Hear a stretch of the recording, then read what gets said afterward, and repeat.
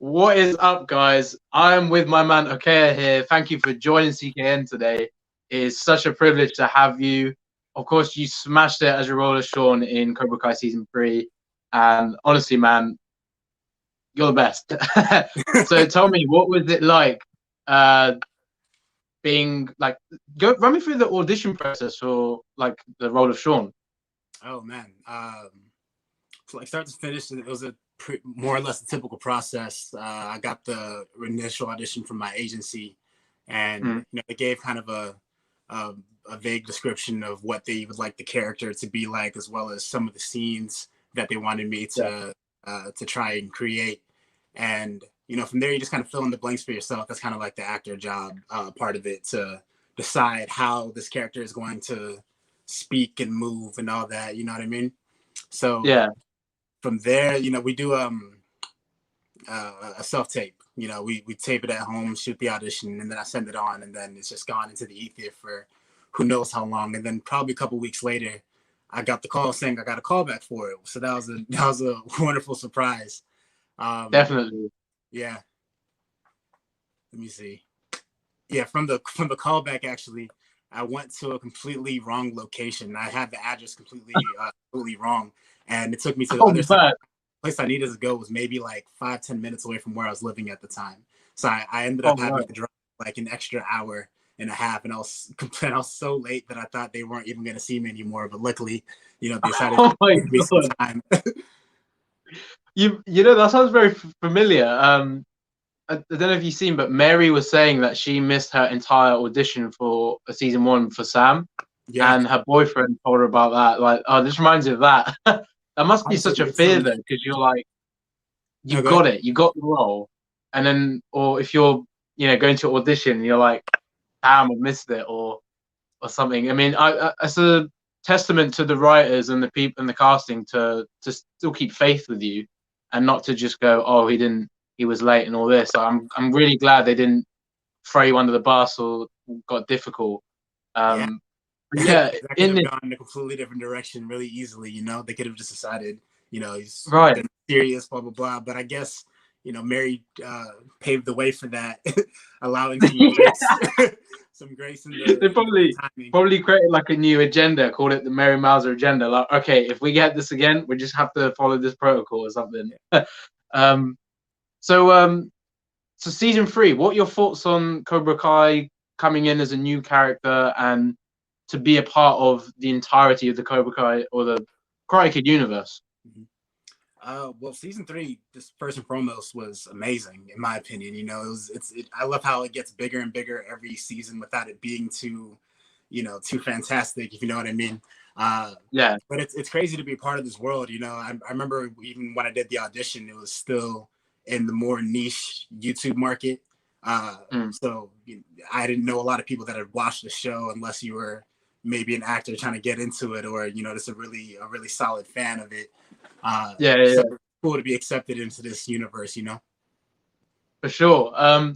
What was it like? Did you get to meet Ralph or William Zabka? Because I know your scenes only involve Tana, and we'll get to that a bit later. But did you get to meet the OG guys? Yeah, I got to meet Billy. He was there shooting, I think some other scene. I'm not entirely sure what he was there for, to be honest. But he was just kind of there, and he's really gregarious kind of guy. So he came, introduced himself to me, and then we got to know each other a little bit. Chop it up in between takes. Ralph, I didn't get to meet. I didn't get to meet most of the cast, honestly, because I was doing all my scenes with Tanner just in the jail. But I got to see people in passing, but they're all kind of doing their jobs. Yeah, I mean, I think it must have been. I think a few cast members. I think Jacob said he didn't get the chance to meet you as well. Yeah, I didn't get a chance to meet Jacob, which is funny because I actually got to go to. I sat in on one of their training days, so I got to meet Mary and Gianni, and of course Tanner, and then I think that was it. I didn't get to meet Peyton or Jacob or Joe or any of those guys either. I just hope we see you back in season 4, because I even made a video on your character. I don't know if you saw it, but my prediction is I feel that Robby's going to recruit you into Cobra Kai because there's a bit of mutual respect at the end. You know, you guys have a real you really pick on Robby Shawn really picks on him. Yeah. And like that's like the brutality of that kind of environment. But like, what was it like working with Tana and doing all the fight scenes as well? Tanner has a nice competitive nature about him that, you know, it kind of sets the stage. I think whenever we're trying to shoot a scene, I can always tell he's always completely off book, always trying to hustle on his choreography. He wants to do all his own stunts. So of course I got to meet him at that level and try to match that same energy.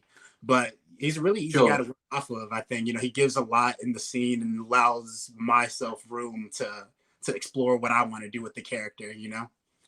So it was a really good experience. It was quite like, I like the scenes he had with you because at first it's like Robby's gonna get absolutely hammered by Shawn. Like you can see the physicality differences, and like the first scene, like he obviously gets ganged up by Shawn and a few others, but you definitely go to the gym. You do some sort of thing. You're stacked, bro. I saw that scene when you had the no sleeves and the security guards like, oh, Peyton, and go back to your like, you know, rooms and stuff. And Robby gets called because he has a visitor, and that's when Chris arrives. Like, what do you do outside of acting? Do you play a sport or do you just train quite a lot? Yeah, man, I like to play basketball. That's probably my primary source of exercise. I don't, especially, you know, these days, I don't go to the gym much, but, you know, I might hit some push-ups or something at the house just to try to keep the juice flowing, I guess. But yeah, I don't really do too much. I eat a lot. I'll tell you that. I eat a lot just to build the mass. Get the bulk, yeah. I mean, I love basketball, man. So I'm really glad you said that. Do you support a basketball team? Any NBA team? My two teams, like from when I was a kid, I've always liked the Lakers. Yes, that's Lake Nation. Oh, yeah? Yeah, I'm a Lakers fan. But you've been around for a little longer than the LeBron era, right? Oh, yeah, definitely. I've been a fan since, I'd say, because I got into basketball like start of the 2010s, so like 2011, 2012. But loads of people, I tell that to, they're like, oh, no, you're a LeBron fan. It's like, bro, I've been a Kobe fan. I've not been a LeBron fan, but, you know, it is what it is. Sick, man, to come in the 2010s when the Lakers were not doing well, you know, at all. So I can respect that. But yeah, the Lakers, man, you know, we had that because I was born in Houston. You've seen that team with Wayne Ellington, Tariq Black, Ryan Kelly, like that kind of squad. Like, oh my god, it was like if you could get through that, I feel like you're very low. So I have to give myself some credit there. But did you say you're a Rockets fan? Yeah, more so out of from birth. You know, I do like James Harden. I can't lie. That's actually my primary team to use when I would play 2K. I like to play with the Rockets because I like the way that James Harden plays. But I follow Lakers more closely than I do the Rockets. Cool. Did you watch the game last night? Then I think it was last night or the night before. No, I haven't watched a lot of TV, at least live TV during this time. It's been weird, but we kind of cut the cable for a little bit. Oh man, okay. But long story short, I mean, LeBron and James Harden was really trying to cheat with some fouls. He like hooked him. He used one of these old techniques. But like, I mean, I like Harden, but I think the guy's, I don't know, man. I feel like he puts himself above the team. You know, it's about team success and stuff. And I mean, it is quite bad to be fair. Team, man. You know, I'll give him that room to do what he do because. You know, I can say the same thing about LeBron. I can say the same thing about Kobe. I can say the same thing about KD, you know, whatever. But, you know, I digress. Yeah, I think he's great. I just think it's the antics that come with it. But I mean, I always choose Kobe over anyone, to be honest. I mean, Mike's Mike. I still think he's the GOAT, but I just think Kobe's the one. But like that's pretty cool. Is there anyone in the Cobra Kai cast or even Tana like that likes basketball as well? Or, you know, again, I didn't really get to talk to a lot of people in depth besides Tanner, you know, and he, what I can tell, is more of a soccer guy. I don't know if he watches, but play. Yeah, I don't really know too much about the cast outside of co-worker status, you know. No, fair enough. So what's out prior to Cobra Kai, were you quite a big fan of like season 1 and 2 when you saw it on YouTube? Yeah, so I remember yeah, they released the first 2 episodes for free, and then you know, it hit that YouTube paywall, and I was like, you know, that was nice, but I don't know if I got it for YouTube, you know, even if it's a month. But then they did a promotion when I think maybe season 2 dropped, where they released all the episodes for like a weekend for free. So I just binged the entire thing then, and that made me a fan. I can't lie, you know. Part of, you know, I'm not even kidding, but I feel like a lot of people did the same thing. They're like, "Oh, do I really want to buy premium?" But you know, you get a trial and that. But yeah, I feel like that is how the success followed for season 3, because so many people were watching it then. Is there a specific character that you really resonate with in Cobra Kai? Like on a personal level? Yeah. Honestly, more or less, I kind of resonated with Jacob's character, Hawk, a bit. You know, growing up, especially in the South, I was subject to a bit of being made fun of myself. You know, playing sports was always a godsend in terms of social status or whatever. But you know, people like to name call and whatnot. So I kind of remember going through my own switch, trying to come into myself. I didn't become a psychopath or anything, but you know, I kind of relate to that. Yeah, for sure. I mean, I like how they've made a lot of relatable characters in Cobra Kai. Like throughout, there's always someone you can relate to, and it's like if it's not the life they have at school, it's like their personal life at home. Like Miguel, for example, he has never seen his dad, and then obviously he sees Johnny as like a father figure, and there's loads of awesome things like that. Is there a specific scene from the original Karate Kid that you like that resonates with you? Like the original movies? Yeah. Man, I gotta think about that. I mean, honestly, I can kind of imagine like in the first movie when they moved from Jersey to Reseda. I kind of relate to that a bit because we, you know, when I was a kid, we moved around a lot.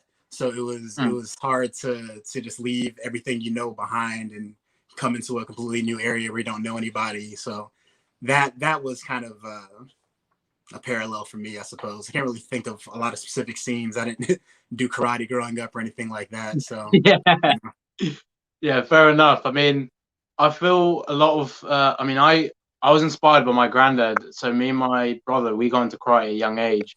But like the Karate Kid, it's just you don't need to necessarily get into karate afterwards, but it just makes you want to be more spirited in something you want to do. So like if it is basketball, if it is a combat sport, or if it's anything else, like you just get that sense of even if you are literally nothing, you can go or defy the odds of succeeding.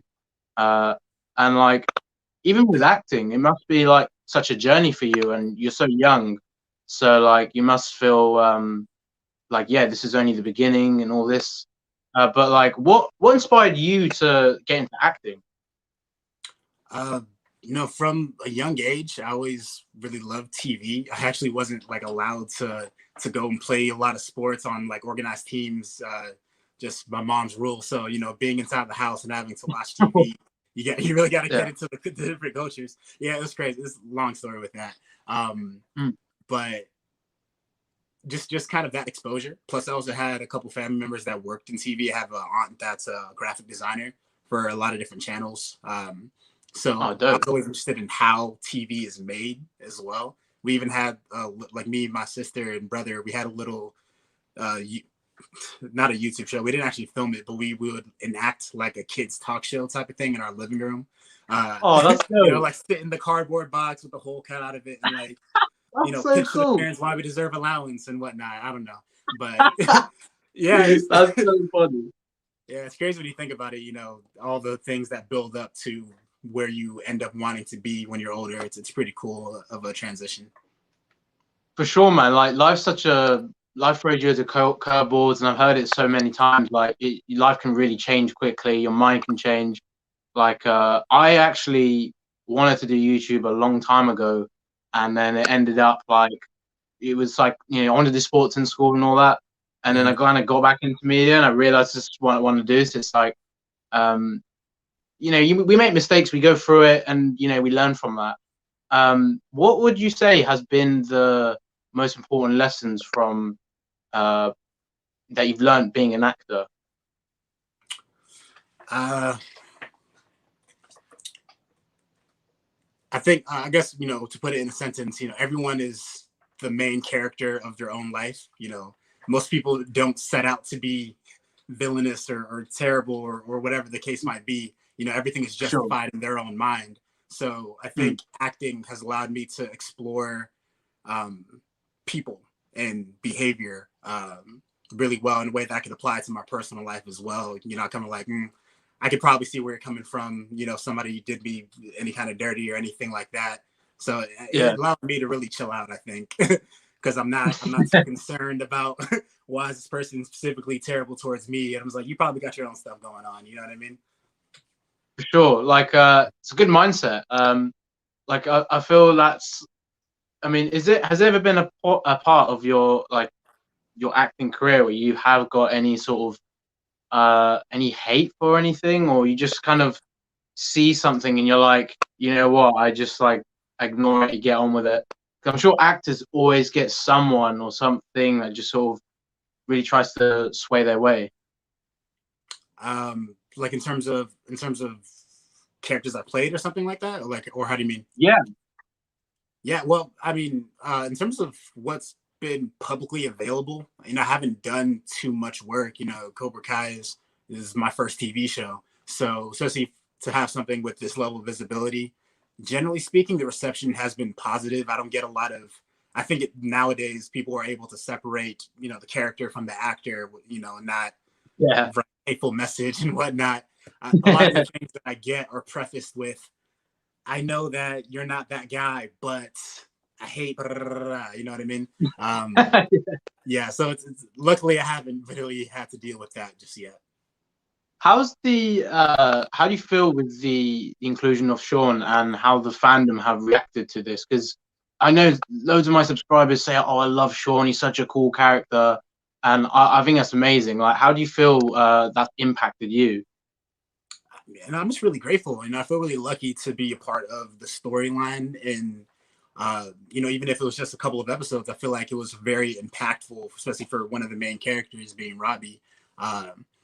I like the idea of, you know, now that he's gone to juvie or something, there can still be some kind of character development happening with him, even within the walls. So to establish a character for that purpose, even that just that purpose alone, that I feel like I'm really lucky to be able to step into those shoes and bring it to life. You know what I mean? For sure.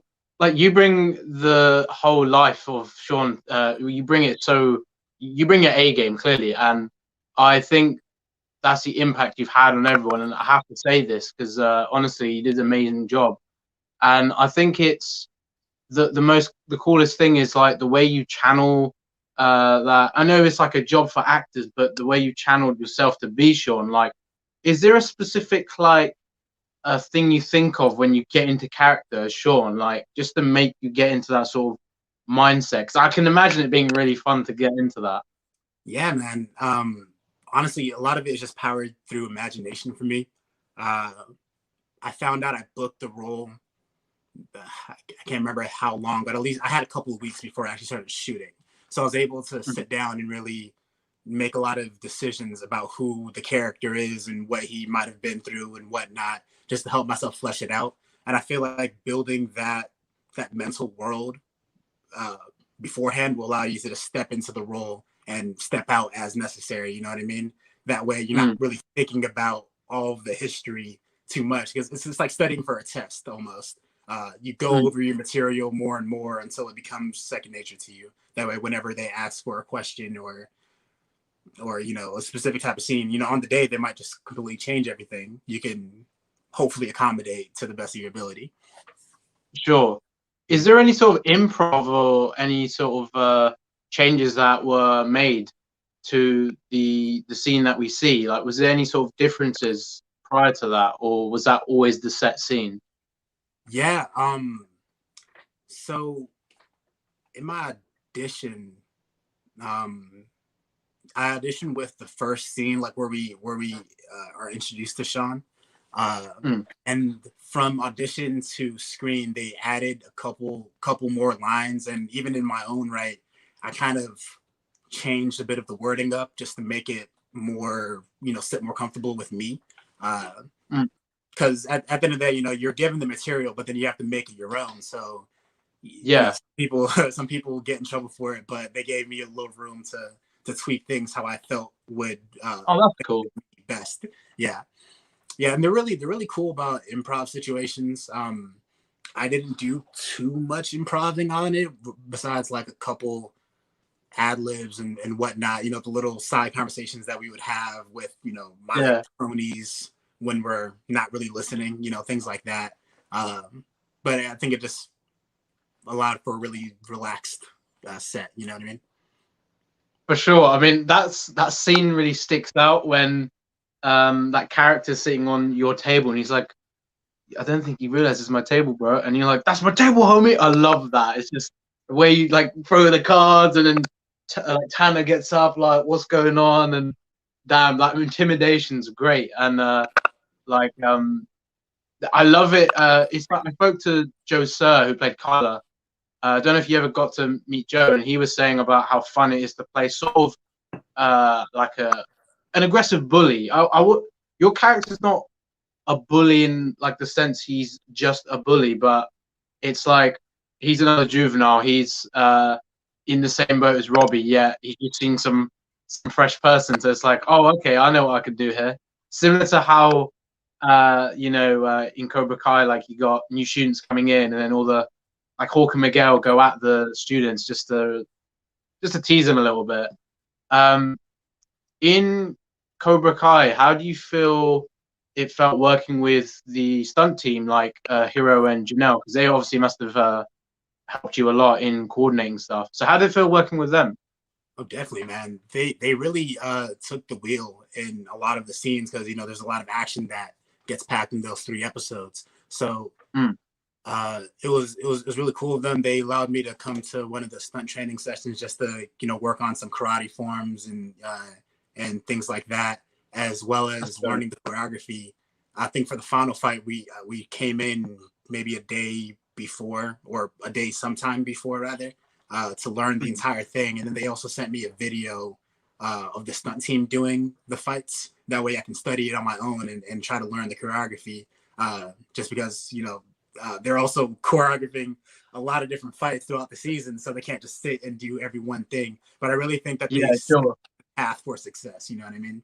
And of course, not just Hiro and Janelle, but also me and Tanner's individual stunt doubles, really, stepping in where it needed to be to point out mistakes in my form and whatnot, and just help me better. How does it feel like in the moment when you're delivering scene? Like, does it feel like it's like, it must feel so real to you? It's for a show, but like, how real does it feel? Like, do you actually feel like you were in a genuine fight with someone, or were you like, oh yeah, this is acting? But how did it make you feel doing that scene? Like the fight scenes are just like the dialogue and stuff. Oh, it's just like pretty much the fight scenes. Yeah. Well, honestly, what I learned is that you really have to trust your scene partners in terms of what they believe they're able to do, and also what they believe that you're able to do. Because if there's any kind of disconnect with that, that's when you don't pull a punch too short, or you don't hook or whatever. And Tanner's really cool because, like, even though we hadn't had a lot of experience together, of course he's been doing fight scenes for 2 seasons already, but he really trusted me to know what I'm doing. Like, honestly, even I know Hiro and Janelle aren't too happy about it always, but when I'm learning the fights, I kind of like to go at close to full speed, because then I can know how it'll really feel when you're moving. I know how like say with basketball, you know what I mean? If you're in a game, you're not exactly thinking about all the form dribbling and form shooting that you'll be doing in practice, you know? Yeah, exactly. Instinct kind of takes over. So after you figured out what it is that you need to do, you kind of just have to trust your body that you're doing the right thing. You know what I mean? So luckily, you know, we avoided any real type of injury. And then it's also just kind of like knowing your limits too. I remember like that scene where I pick him up off the floor. It takes. I think I ripped through his shirt, like just kind of exposed his right. Yeah, you know, things like, and I don't think I've ever just done that by accident. So it really shows that in the moment, you know, you never really know how much strength you're pulling out of yourself. But yeah, luckily no one got hurt and everything was pretty well controlled. It's cool you said that, because I was going to ask if was there any moments where you got clear contact and you weren't meant to, but clearly that's one of the cases, and that must have made things felt like so much more real. How did it feel working with Tana? Like, did you guys did you click like at an instant? Like, did you get to know each other well enough, or was it kind of like you just got thrown together and just kind of had to go from there? Honestly, it was a bit of both. We met the first time when I came in for my costume fitting, and I guess he was out of shooting. He was just on set, but he kind of strolled by and he was like, "Oh, you're blah blah blah blah," and you know, so we kind of got a quick introduction from there, and then you know, he had to go, and then on the days we really just started clicking pretty seamlessly, in my opinion. Really easy guy to talk to. We got to learn a bit about each other, and then he came over to my apartment and we like shot auditions and stuff like that. So honestly, that's something that is a really big trust thing, because you know, to put your career in the hands of another person in terms of just being your reader, that does mean a lot. So I think that set a good tone for us too, you know. I'm in acting, I feel like a lot of the cast members have said this, it's about the camaraderie, right? The chemistry. And if you don't have that, you can't achieve these great things like Cobra Kai. And I feel like with the cast, it's like everyone's so well put together. And I love how the writers have created all of that opportunity to create the story and then create such a great environment for everyone, and to then deliver these amazing scenes or amazing story. So I remember hearing another interview. You were saying about, of course, because the release date for season 3 was delayed. So how did you feel? Because you weren't sure when it was going to drop. Because obviously you'd done your filming and audition in late 2019. So how did you feel knowing you weren't sure when it was going to drop? Man, if you let me, I will think myself into the worst places. So my initial thought, well, not initial, but eventually I was like, oh, I was terrible, and they have to scrap the entire thing and figure out how they can cut my character out, you know. You know, it's just being dramatic with myself, but definitely, that's really just the nature of the job. You can do a project and then never see it again. I know I've done stuff for like student films around town, and I've never seen them. You know, just you kind of have to get used to it, you know, because you never really know what's going to happen. But to find out it was because of the move to Netflix, that was a great thing, because I feel like that speaks to the longevity of the show. That you know, even though it was about to get canceled, somebody sees potential in it and they're willing to take it a step further. So, yeah, for sure. How did you feel? Or how did your family react to when you got the role of Cobra Kai? Because they must have been, or the role of Shawn in Cobra Kai, like they must have gone absolutely crazy. Yeah, I mean, it's interesting. Like I didn't tell them too much. It's weird, especially with family. If you tell them you've now booked something, they want to know a lot of information that you just don't have. When is it going to come out? And that, you know, this, that, and the other. I told my brother a bit more detail. He's also an actor, so he was able to relate to it a lot more. Oh, awesome!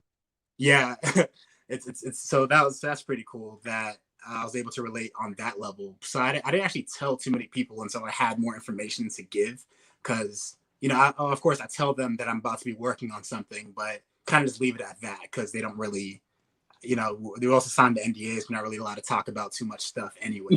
And I don't know. Sometimes they can converse a little too loosely with their friends, so I don't need Oh any yeah, any for trouble. sure. I mean, you don't want to get in trouble. You got to follow protocol. It's understandable, and I can only imagine like if I mean, obviously your brother does the same line of work as you, so he gets it. But if you just imagine if your mum went, "Oh, my son's gonna be playing beating up Robby," and it'd be like, "Yeah, oh, mum, why did you say?" Oh, yeah. You I know, I mean, don't even I know who she feel would tell about that, but parents have their way of bragging about their kids, and then you never know what the other person's gonna know, and that's just gonna be a cascade of issues. for sure. So, who was there any mentors or sort of inspirations for you in terms of actor role models? So maybe your brother, like as you were growing up, who did you really look up to as to become an actor? I think all right, so I guess there's like two different stages. When I was a kid, but I hadn't really considered it a career. Children of immigrants can relate to this, but parents kind of attest to the doctor, lawyer, engineer route. So creative Oh things yeah, weren't on the table. And you can probably relate to that a bit too. yeah, 100%. My nan's like, you have to be a doctor. It's like, no. Exactly. And like, I kind of placated for that and played that role for a bit too. I was even pre-med in college. But as a kid, I think the first show I really wanted to be in was like sincerely, not just like, oh, this would be cool, was the famous Jet Jackson. I don't know if you ever seen that, but it was a guy who was also a spy, but he played a spy in a TV show, all within this TV show. So it was like it had 3 different levels. So he's an actor that plays an actor on TV who plays a spy, but that spy is also a real life spy. Really convoluted stuff. Well, that is actually such a cool concept. Yeah. Amazing concept. But so that was the initial, but then as I come to grow into my own career and like really deciding who I want to model after, it was really down to the likes of like Denzel Washington, for instance. Like I think he's great. Yeah, because like no matter what the role is, like he's always Denzel. You know what I mean? He's like, this is Denzel being a bad cop. This is Denzel being a pilot. This is Denzel being a boxer. You know what I'm saying? Right. So it shows, but you always believe it. You know what I mean? So it shows his flexibility with himself and his knowledge of himself as well. And I really aspire to that level. Denzel, honestly, like it's like that level to deliver a film every time and to have such that same impact. Like I don't think there's a Denzel movie that's bad. Like I can't even think of one. And I mean, obviously subjective, but I think like in terms of success, how do you feel with planning your future goals? Do you want to be like the best you can possibly be, or do you want to just like pursue projects or kind of go with the flow? Like, what's your type of motivation to succeed as an actor? I think primarily, especially when you're in this type of business, that the future can be very nebulous. To have a clear mental image of what you want for yourself will definitely help you out along the way. But there's also only so much that you can really control within your own career. Of course, you can control what auditions that you do or don't do and whatnot. But I guess for me, a baseline goal is just to be able to work and support myself, financially and my friends and family as I need to through just the creative pursuits without having to subsidize with a quote unquote survival job or anything like that. You know what I mean? Yeah, for sure. And then everything else you kind of just take with gratitude that it becomes something more that you can perpetuate on, like this with Cobra Kai. Honestly, I was incredibly grateful even when it was just on YouTube, but then the level of exposure that's increased with Netflix has been incredible. You know what I mean? So for sure. Yeah, either way, you just gotta greet it with gratitude, I think. I'd love to hear that. I think the move to Netflix just elevated the success of Cobra Kai, of course. And I felt after binge watching it, as you said, like I was like, damn. I mean, YouTube, yeah, there's a lot of people on there, but this needs to be on Netflix. And I'm just glad it is now. And did you think the show would get the success that it had? I mean, obviously, there's 2 seasons, a lot of fandom, a lot of people had grown and had viewed it and got into it. But did you feel the success was going to get to where it is now prior to your audition? Yeah, I mean, you know, even before the audition, they were still riding on the coattails of it being the #1 YouTube show and having a crazy number of views. So I think it's really just a kind of a situation of preparation meets opportunity. You know, the creators of the show, they always knew the potential that it had. It was just a matter of people need to watch it and, you know, understand for themselves that this is exactly what they think it is. So yeah, I think from the jump, it was always destined for levels of success. You just never know what the ceiling is going to be until you're in the thick of it. You know what I mean? Sure. And I mean, it's probably easier said than done, right? Like you just have to really, like you said about that mental image, and to pretty much stay focused on the goals. But then things can come into the picture. Is there an actor who you have like you have a dream to like work with them? Is there any specific people you'd love to work with in the industry? Oh man, yeah, there's so many, dude. Like, you know, there's always the people that I hold, you know, to the highest regards. I would love to work with the likes of Denzel and, you know, Viola Davis, Will Smith, you know, and that kind of jazz.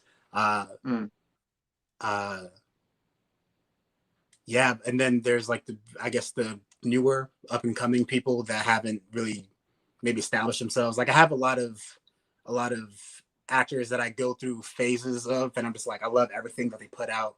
I remember Miles Teller was one of those guys. Like he did Spectacular Now and like Whiplash. Those are probably my favorite 2 movies of his. And to just see him act in these 2 roles, and they're very different, and you can see the level of dedication that he had in preparation for, like, say, Whiplash. I would love to work with him, for instance. But there's a lot of actors on my hit list that I want to get on screen with. You know what I mean? For sure. Imagine working with Denzel. Though. That'd be dope, wouldn't it? Man, like I'm typically not like I don't do the whole fanboy starstruck thing, but like if Denzel walks into a room, I'm tripping out. If Lupita walks in a room, I'm tripping out. You know what I mean? Oh, but yeah. There's only so much show that you can have in the faces of your greats. You know what I mean? Yeah, for sure. You must have had some moments like where you're sort of like, yeah, you say you're not fanboying, but you're just like, man, is this real? Like you're just trying to take it as it is, like for sure.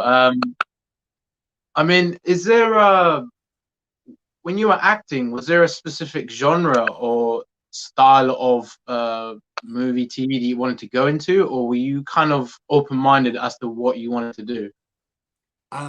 Yeah, a bit of both. Again, you know, you have your mental images of things that you want to make marks in, perhaps, but you know, again, there's only so many opportunities that an actor is really allotted to do these types of things. So I definitely loved the idea of doing something sci-fi. I've always wanted to do something actiony, and you know, here we have Cobra Kai. And honestly, most of the things that I've booked in general have been in that action realm.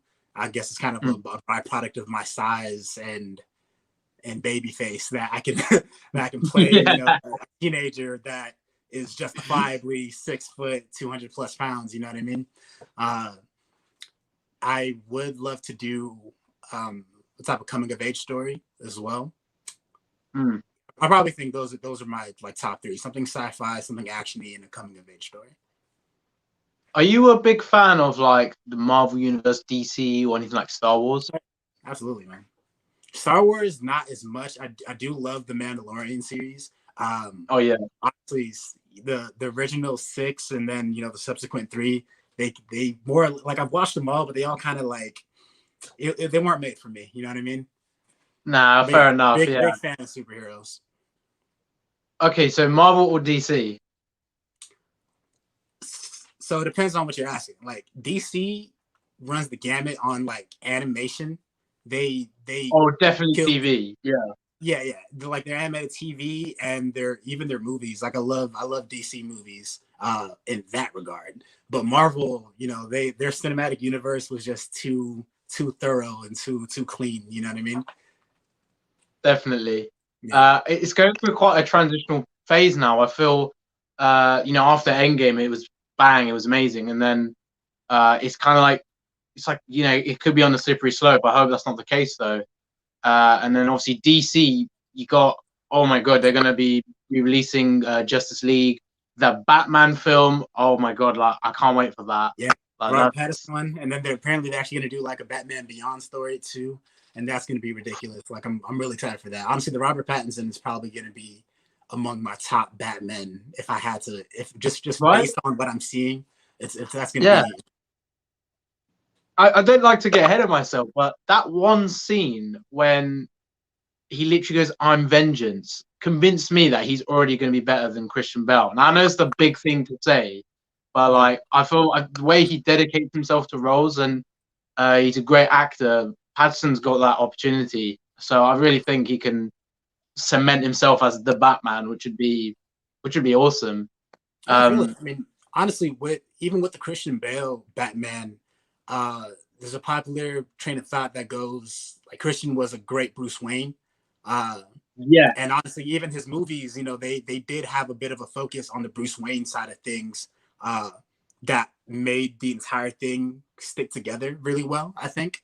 And then a lot of people like, what's his name, Affleck's Batman, but not his Bruce Wayne. And then I think Pattinson could be a really good mesh of the two. I think that's it's like with SpiderMan, right? Like you got Tom Holland and you had Tobey Maguire. Who do you choose for the Spider-Man guys? Who do you like the most? Man, overall, Tom Holland, man. Like he's for one thing, he's an actual teenager. So yes. I think he's a great Peter Parker. He has a great balance of the nerdiness and also, you know, like the quippiness that they can do banter, you know, if he wants to while still being awkward. And then of course, you know, he has the playfulness of being Spider-Man, I think. Tobey Maguire, he's the Spider-Man that I grew up with, of course. Yeah, we all did. Yeah, you know, so like he holds a very special place in my heart. But at the same time, he was very grown, in my opinion. Like, I don't believe this guy's a high schooler. But maybe that was also just my relative age playing into play. And then Andrew Garfield, like he was great, but he was just too cool for me. I was like, I don't believe. That is so true. That is so true. Like I feel Maguire, just for me, sticks out the most in the way he played Peter. Andrew Garfield was probably the coolest Spider-Man in when he's literally Spider-Man, but Peter Parker too cool. And then obviously, I think Tom Holland is like a good hybrid of all of them. So it's like it's interesting with Spider-Man. There's like you can see a bit of similarities with Batman. I feel it's each individual is very different, and like Christian Bale, Ben Affleck, Robert Pattinson, they're very different as actors. Yeah. And to all come to the role, they obviously they're able to dedicate themselves to that type of role. But it's like it's quite insane. Like how do you is there like specific things that you've learned during your acting career so far that have helped you better prepare to be more dedicated to roles? Being dedicated in terms of like sinking into your character, or just sticking with the role for an extended period of time? I'd say with the character, yeah. Generally preparing for your character. I think that's something that's kind of like an amalgamation of all the classes that you take. You know, you pick and choose. You pick and choose the things that you need that'll help you do your job better. But yeah, I think that just goes to how much that you prepare. You know what I mean? You could be presented with a great opportunity and then not make much of it. You know, just because of the nature of you weren't ready. You know what I mean? It's not that you're bad; you just weren't ready to do this one thing. You know what I'm saying?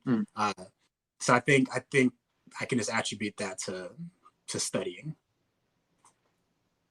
I mean, there's so many actors like what we were mentioning, Christian Bale. You could even like Heath Ledger, the way he played Joker. like to get into that mental space and to be that amazing. It's like, wow, like the job that actors like yourself to get into that sort of mental space and to deliver roles, it must be such a, how gratified do you feel when you've delivered your role? Man, like extremely, you know what I mean? Like there's a combination of just the general gratitude of having done the work, and you know, it gets a bit trippy actually watching it because it is like I'm still not quite used to that. I can't really watch myself on screen much, but it's extremely gratifying, you know what I mean? I think that also kind of plays into how hard you've worked up until the point that people see, because then, like, because only you really know how far you've come along, you know what I mean? I like to keep old audition tapes, or like and then, you know, maybe once a year I might go back and see my earlier auditions, and I'm like, oh, I completely understand why I did not book that role now, you know what I mean? In comparison to what you would have done now. So yeah, it just depends on how much work you put in, and I think that directly relates to how much gratitude you can feel when you finally see the final product. For sure. It's like with Cobra Kai, like the wow, just thinking about the entirety of season 3 and like the finale and the way they built it up, like how did you think about the finale and how that all ended? That was crazy, man. Like, you know, I didn't get to see those scripts for the latter half of the show, so I was, you know, in the same boat as everyone else, trying to figure out what's going to happen next, and you know what's going to happen. So I love seeing Hawk and Dimitri, you know, reunite and kind of get that and go back. So that was a nice payoff for me too. And then, you know, Robby establishing himself in Cobra Kai was awesome. And then, you know, I love the Vietnam flashbacks. That was honestly a really nice touch, because I think it's about time that we learned something about Kreese. Because, you know, in their initial 3 movies, he just kind of the big bad shadow, and then kind of more nebulous in the first 2 seasons. But now he's kind of established himself as the evil power. You know what I mean? Pretty much. Yeah, I thought it was great. I still can't believe the ending. Like, a lot of people felt it was predictable what happened to Robby, but it's like the way they built it up. Like, he's gone through so many hardships this season, and like, you know, what's your take on the situation? Do you feel Robby reacted in the right way, in the way he was treated, or do you think he's kind of lost who he is? You know, that I think that goes back into justifying the character. Like, as I said, with Robby, I feel like a lot of people forget that he's like 16, 17 years old, you know, and it's not like this is just, sure, we've only seen him in this 1-2 year span, but this has been years of neglect building up on itself. I think this is honestly one of the most understandable scenario that could have possibly played out thematically. I think it would have been more of a surprise and plot twist if he just turns it all around and goes Miyagi-Do, you know, even, you know, just flat out. I think it makes sense that he joins Cobra Kai. And honestly, I like, and maybe that's just me justifying, you know, the Shawn character as well. Because one thing I had to remind myself is, like, no matter what I build in my imagination, me and him are in the same building right now. You know what I mean? Sure, I don't know how long my sentence is in comparison to his, but you know, it couldn't have been miles ahead of kicking a kid off a banister. You know what I mean? So I could imagine for my own character a similar history of struggles that have led you to where you are. So I really, I like where Robby ended up. I think there's still time for him to turn things around if they choose to go that route. But honestly, it makes sense for me. I honestly like that little scene that you and Tana had when it is after the initial massive fight that you both had, and Robby, you know, he just strikes back. He's like, I've had enough of Shawn. I've had enough of the juveniles. And that scene where you're walking in the hallway, and Robby asked, "So you didn't tell? Why didn't you tell them anything? Why didn't you talk?" And you were like, "I ain't no snitch." And Robby says, "Me neither." We see a little bit of chemistry there. Like, maybe not we're good mates, but we have a mutual respect. What do you think about that? Like, what do you think they could do something with that? Because I really like that scene, and I think it could build up on something. Yeah, I think if the creators and writers decide to go that route, I think that they did a good job of leaving the door open to decide, to let it happen naturally. Because even it doesn't make any sense. Like, we're not going to be best friends just because he didn't snitch, Yeah. justifiably. So I have been the one picking on him for all this time. So yeah, sure, in this time that we got caught, he's the one that hit me. So I have some grounds to snitch if I wanted to, but that's not who Shawn is. That's not who Robby is either. So I think that kind of matches up to a similar path in life. You know what I mean? There's actually a lot of little parts of the script that I decided to lean on to help me decide who the character is. Like that was definitely one of them. The fact that we kind of leave on at least an even note. I was like, okay, there has to be some kind of added respect here. But then even earlier on, there's a line that Robby says,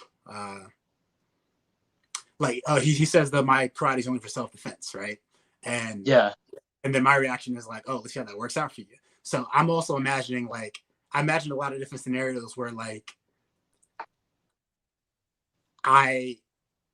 again, you're justifying it. So my character wasn't always an aggressor. He might have gotten caught up in the similar situation that Robby did. He was protecting himself and it went too far, for instance. Yeah. And then even and then going along that line of thought, even the reason why I started picking on him too is kind of like my area of control has now become this gym in the gym, the juvie, in the same way that Robby had finally found some stability in Miyagi-Do. I'm like, this is finally with something within my control, which is also kind of why he lies about the Medal of Honor to Sam, didn't tell him that Miguel found it, and why I can slam a dude's head in the table just for sitting at my table, because he's messing up my flow. You know what I mean? Sure, it's a bit more extreme, but it's little things that you give yourself room for. You know what I mean? Yeah. I mean, I really I liked how they left that on an open note, like you said, and that's interesting. You said you leaned on that specific thing, and I like that, because I feel the way they set that up, it's like there's room to understand more of Shawn, and I feel like if people don't understand Robby and how life has given him this situation, you might understand it for another character and then go back to Robby thinking, oh, okay, I've seen it through this character and I can see that similarity. I mean, Shawn could be a good character for that. They've both been in the juvenile detention. They both clearly don't like each other at the time, but sort of Robby kind of smiles at the end of that little scene when you walk off, and even that was quite interesting in terms of, we're going to see Shawn again, and when is he going to come out? Because we see Robby leave the juvenile detention obviously later on in the season, but we don't know where Shawn is, and we don't know who else even came in with Shawn at the same time, because you seem to have quite a few people following the character, and that also makes me think, has he been there for a while and he sort of established himself as, I'm the dude you don't want to mess with in here, and it's interesting things like that. That scene in the juvenile detention, was that an actual juvenile detention center, or was that just the set of Yeah, man, that's all set. Shout out to the set designers, because they really did a good job. Wow, because they have a big building where they just the stages, and then they will build all of the necessary components. So I leave the center. English is hard right now. I leave the juvenile center, and then I go down the street, and then here we are at Miguel's apartment. You know what I mean? So it's all within the same area, and they build everything from scratch, and that's pretty cool. That's pretty amazing, because I genuinely thought it was a real place, and the acting as well in general with the officers just really made me think it seems so real. That didn't feel like a set. It really did feel like a genuine genuine juvenile detention center. If I'm not mistaken, they actually had some real police officers there. I remember when they were pinning us to the ground, like that grip that he did. I think they had somebody consulting at least that probably is a real police officer. But that grip that he did is really immobilizing. You know, it's really hard to try to break out of that. And I don't think that's just a mistake that he knew how to do that. You know what I mean? So yeah, they do a really good job of trying to keep everything as authentic as possible. For sure, like it's to catch the realism of the situation, right? And like to actually feel like you're getting arrested or whatever. If you were in that, like, let's say you were actually in the juvenile detention, but it was real, how would you feel being in there? Would you sort of be more like Robby, like to try and like just keep to yourself, or how would you take yourself in that situation if you were given that? Yeah, me personally, like I think my natural response would be to try to keep to myself, especially if I'm in this new area, this and the other. But you know, it's also been my real life experience that when there's a big dude, people try to try you. You know what I mean? To figure out how hard they can push you. So I'm not opposed to sticking up for yourself at all, but I wouldn't go out of my way looking for trouble. You know what I mean? Because I'm trying to get out of here. At the end of the day, I don't want to be in juvie. You know, I want to get back to real life. Yeah, right. I'm just imagining a flip the script situation as if like Robby was the one trying to bully Shawn, and Shawn was peacefully reading his book, and then just imagine a situation like that. I mean, that was a situation, man. Shawn was just doing his thing, and then Robby wants to stand up, act all tough. That's his fault. To me, that's a threat. You know what I'm saying? That's a threat. Why are you standing up? Everyone else is sitting down, but he doesn't want to mind his business. So you got to take him out. 1 + 1. Yeah, that's it. I love that. Oh man, that's good. That's a hot take. Hey man. I think it's to be honest, like it's almost like survival of the fittest in that situation. If I mean, it's not an actual jail, which is obviously that would be worse because you'd probably get even in more fights. But even obviously being in a juvenile detention, these are, like you said, all the people who've gotten in a similar situation, and they're all there for the same reason, to serve. Honestly, as not as Shawn, but as you, as yourself, what karate dojo would you see yourself in? Miyagi-Do or Cobra Kai? Like in real life, or I'm in Cobra Kai world? You know what I mean? In the Cobra Kai world, I think it's pretty clear what Shawn would be. But for yourself, if literally Miyagi-Do or Cobra Kai was an option, what would you choose? You know, based on like if it's a real thing, or if it was just because of the culture that Karate Kid brought up. But I was always under the impression that karate is for self-defense. You know, that's always the line that I heard in reference to karate. Yeah. So I think I would go to what I consider real karate then, which would be Miyagi-Do. You know what I mean? Yeah. Cobra Kai, sure, they're badass, and I like their uniforms. You know, the black and gold. Dude. I like to wear black, but they got the drip. They do. They do high key. But yeah, I think naturally I'd probably go Miyagi-Do. Plus, they have like a cool facility. I like the floating platform. You know, that's a nice. Yeah, when they did the wheel technique. Yeah, I love. Yeah. It's quite a good place to zen in, and I've never sort of experienced that. When I did karate as a youngster, I was in like a dojo. It's like Cobra Kai. It's like, you got mirrors and pretty straightforward for a dojo, but it didn't feel like a dojo. It almost felt like, I mean, it's like it's like the camaraderie with Miyagi-Do and Cobra Kai. It's you've got a sensei with an ideology that you don't show mercy because life doesn't show you mercy. And then there's like the ideology you said that Daniel Larusso always repeats: prize for self-defense. You don't go picking fights. Out of curiosity, how do you feel Daniel and Johnny are going to go about that? The fact that they're teaming up now with, obviously Johnny doesn't believe in no mercy, but how do you feel they all come together and sort of see their sides to karate? I think for Daniel and Johnny, what's most important is that they remember their love for the kids. You know what I'm saying? Regardless of their personal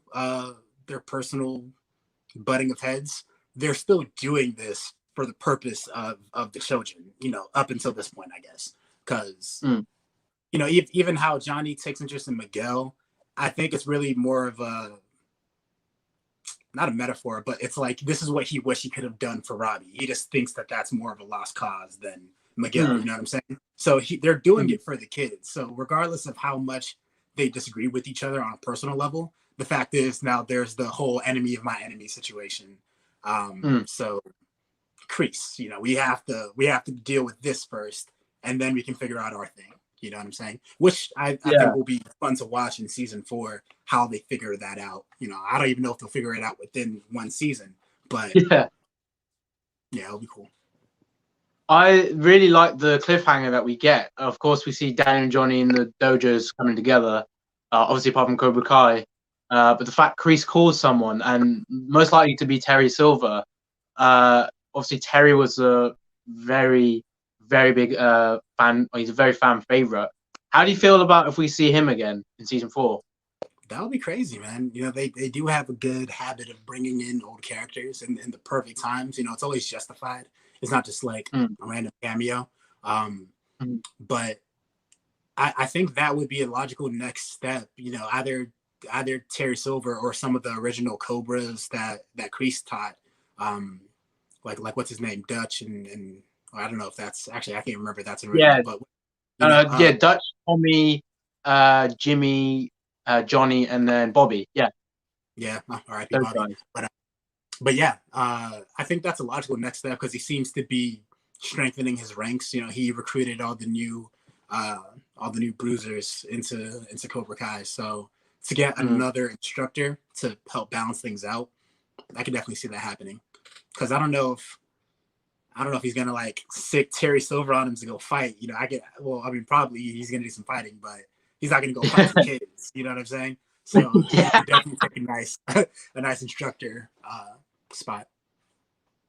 Sure. I think it's just great how the writers, the big three, John, Josh, and Hayden, have made sure to pay tribute to Karate Kid every season and every moment they get. Like Karate Kid 2 fans, you know, we see Chosen and Kamika coming back, then we see Ali. I think that was awesome to, like you said, integrate them, not just with a cameo, but real purpose and sense to the story going forward. How do you feel Cobra Kai series has done in terms of continuing a legacy that has so many fans, so many people rooting for it, in comparison to other franchises that have not really capsulated on that? You know, I think that they did a really good job because Cobra Kai, sure, it is a continuation story, but even if you haven't watched the Karate Kid movies, I think it's still a great show standalone. You know what I mean? You might have some questions, some questions as opposed to somebody that has watched the original 3 movies, but they really did a good job of not just doing it for either purpose. You know, they're doing it for the sake of the OG fans, but also to create a new pool of watchers and sustain that. And I think they really balance it well. I feel like there is only so far that you can go continuing Johnny and Daniel's, 40-year rivalry. So I think they're making a nice transition into upping the stakes for the kids as well, because they all have their own stuff going on. And I think that's really important going forward. You know what I mean? I think 4 seasons in, Johnny and Daniel could find some common ground, by for sure. Because you don't want things to drag on too long. You also want to keep the storyline fresh. And I think they really do a good job of that. I think that's important because there's a lot of talk about if Johnny and Daniel are truly going to put everything aside, because they every time they seem to get together, it's like their students tend to get in the way. But I feel like their students are now together, and I think that's going to pave the way for them to have like a friendship. How do you feel like? What would you like to see in season 4? If there's anything in particular you want to see happen? Man, I mean, more fights. That's. Oh yeah, man. First and foremost, I got to see some action, man. But in terms of storyline, I really have no idea because they, like, at this point, they've kind of, well, I guess they've read it. They never really did it, but they've played through everything that they could have set up. Like season 4 is completely new. Like, all right, this is a completely new situation. There's nothing more to fix from before, more or less. I mean, maybe some legal stuff, but it seems like Kreese kind of has the police on lock as well. So I don't even think his students are going to go to jail or anything, or any real consequence for thrashing the Larusso house. You know what I mean? So really, I have no idea. I would love to see some Shawn. That would be cool. Yes, we want to see Shawn back. Yeah. But yeah, I have no idea, man. What do you think? Honestly, like you said, the fight scenes, I really want to see like some duo moments, like you said earlier on with Dimitri the Hawk. I think that'd be badass. I mean, some scenes with maybe Miguel and Sam would be cool.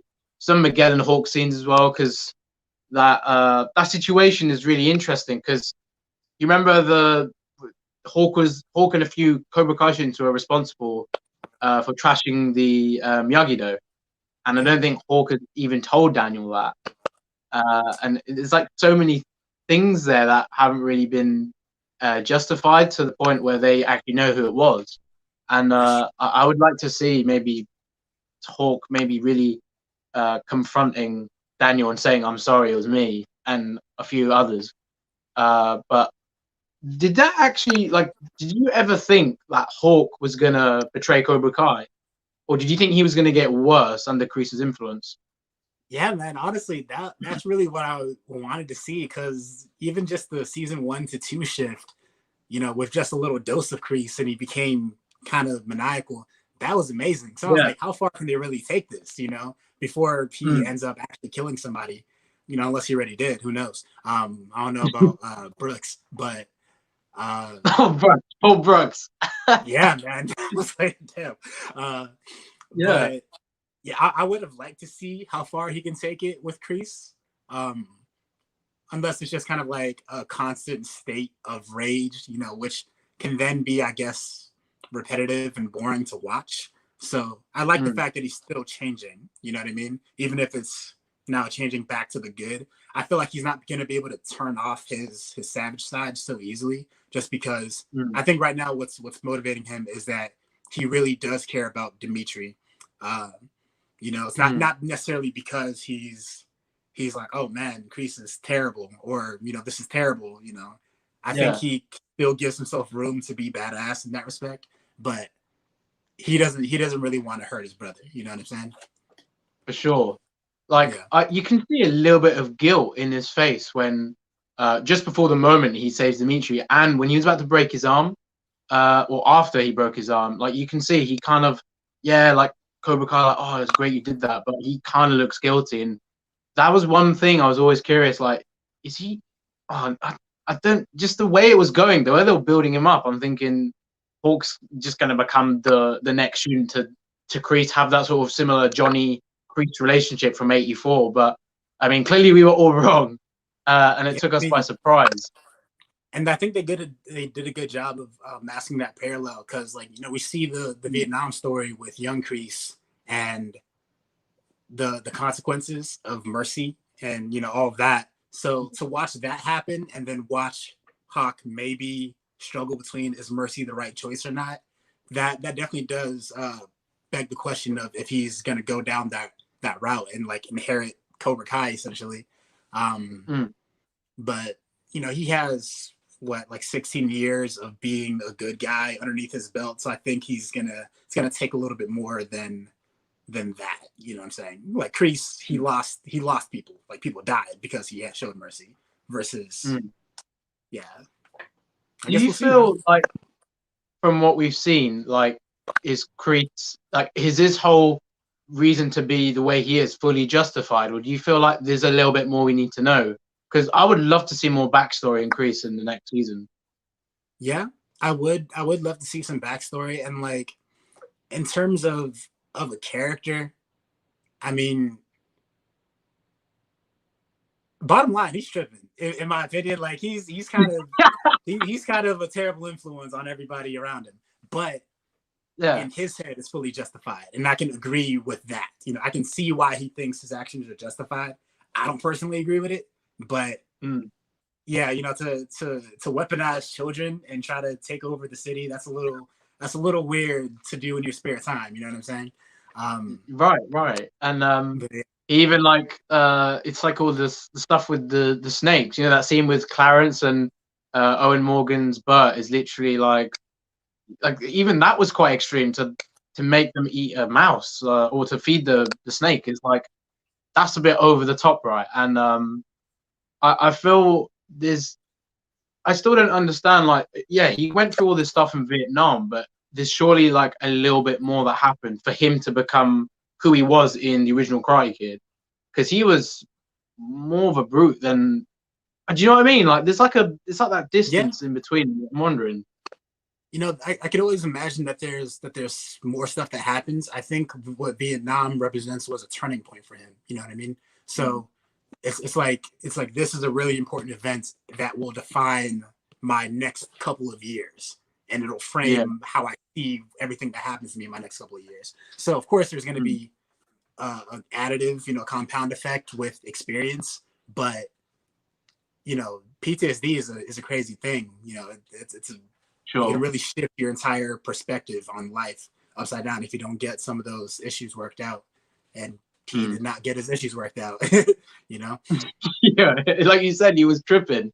Like all of that is it's insane. Like I feel like there's moments where you saw a bit of humanity in him, like when he was helping Tori, like the landlord was like really giving her a hard time and he bargained, but I still feel like you said, he's like weaponizing Tori because she's that potential to sort of be destructive. And I feel like deep down, he still wants to make up for the mistakes he made. You know, getting what we all thought was Terry Silver was Ponytail in the flashback, and he ends up getting killed.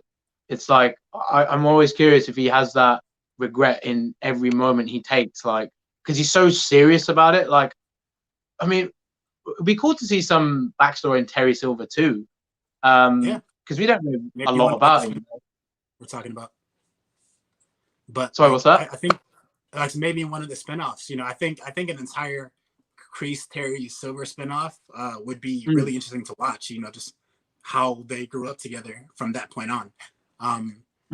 But even with the Tori thing, and even with the mouse, like I think, in an ideal world, Kreese is just preparing the kids to live in the real world. Like in the real world, snakes eat mice. You know what I'm saying? So whether or not you're the one feeding the snake a mouse is gonna eat something at some point. You know what I mean? So it's kind of like you just can't underestimate somebody's potential for evil. You know, you got to give them the tools to last, but you know, it's judgment is where it comes into play. You know what I mean? Like I think Johnny was trying to do that mercy sometimes situation. You know what I'm saying? Yeah. Like if you have a snake, you got to give it something. Out of all the senseis, who would you actually like to be taught by if you were to learn karate?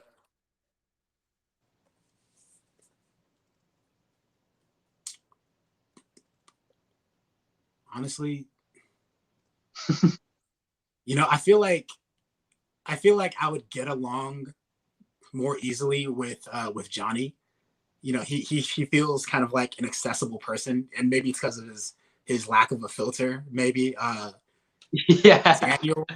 Daniel is all like good intention, but he kind of gives me the vibe of like, you know, like the team parent that, you know, shows up to all the games and this, that, and the other. And it's like you don't really want to hang out with that person. They're always great to have around. But you know, as a kid, adult dynamic, you know, I think somebody that I can meet at my own level without having to do that whole power dynamic thing. And I think that would be easier with Johnny.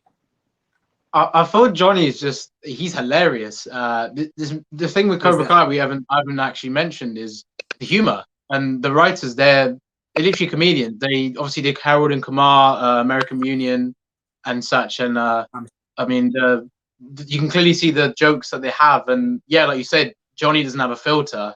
He's not PC. He really has that 80s sort of style of thinking and his era. Is there a funny moment in Cobra Kai that always gets you every time you see it? Because it's so many scenes. I guess it is hard to choose. There are a lot, man. I don't even know. Like, yeah. I'm trying to think, but I can't really pinpoint like a single one down. I do love watching his struggles with technology. That's always fun, you know, especially like like my mom, as smart as she is, you know, she was like, how do I turn on the Netflix? I was like, just click the button. You know what I'm saying? You know, things like that. Yeah, I feel like I can literally there's a button there now. It's like, you know what I'm saying? There's a red button that says Netflix on the remote. You would think that it would be an easier transition, but yeah, there's a lot of funny moments, and I think that was one thing that I'm gonna be happy to see in season 4 now, because a lot of the more comedic characters, like, they're all going through some shit. You know what I mean? Sorry, sorry for my language, but you know, now that's that cool, man. they've resolved some of their issues, there's now room for more comedy to happen. So I think that's something to look forward to as well. You know, season 3 was rightfully serious, but we all missed the comedy. Yeah, I think they handled the comedy quite well, because I was thinking this season was probably the most challenging in terms of keeping that darker tone with Miguel's injury, but keeping things light at the same time. It's sort of like Endgame did that quite well as well. Like, oh my god, so much going into this film, but then you had you know, those funny little moments before and such. And I think with Cobra Kai they did that very well. You know, going into later in the series, and of course it being more serious. But honestly, like, who do you think is the funniest character?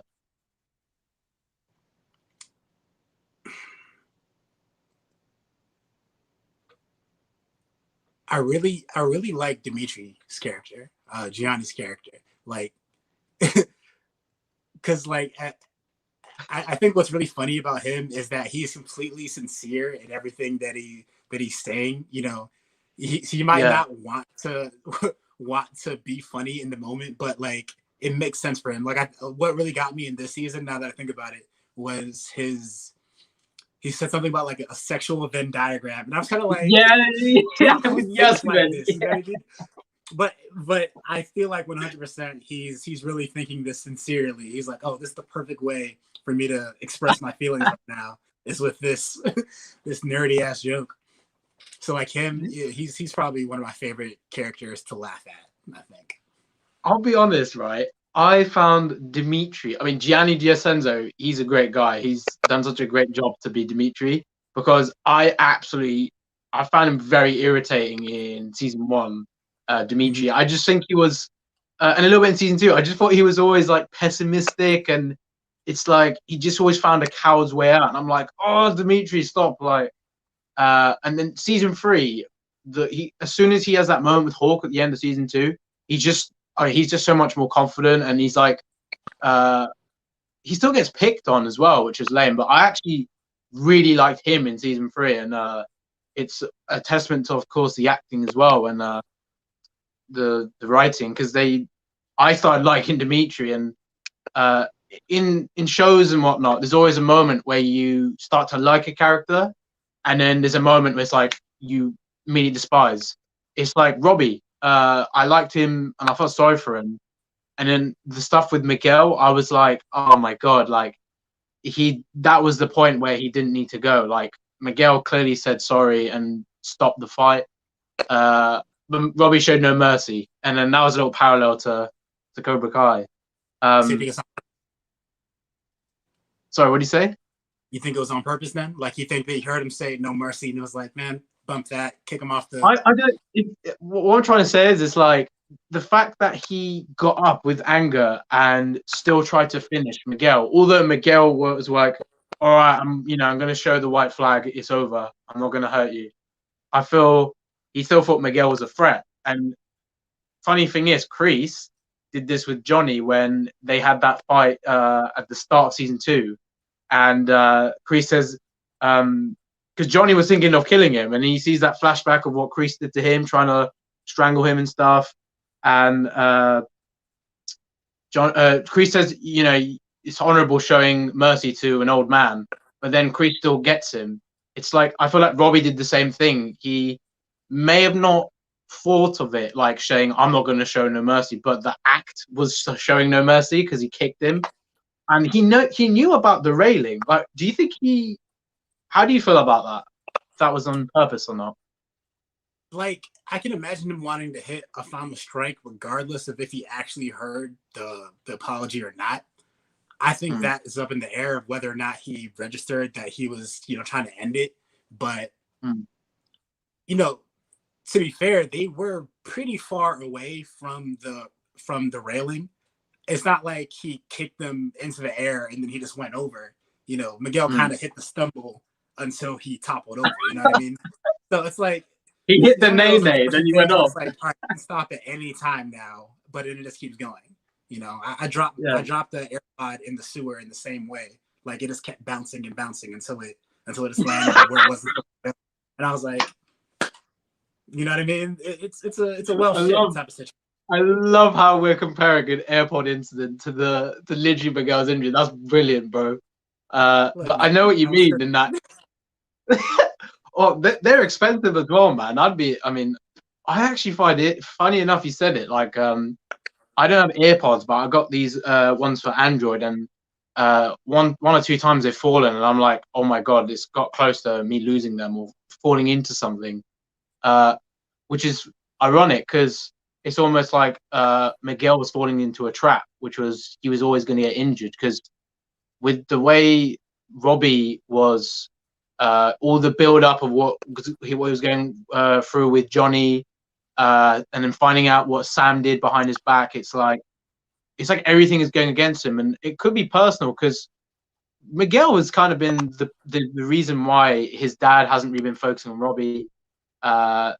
You know, also why Sam is sort of, you know, no longer thinking about Robby, thinking, oh, I still like Miguel. And I mean, there's some truth for him probably personally hurting Miguel, but again, it really depends on your perspective.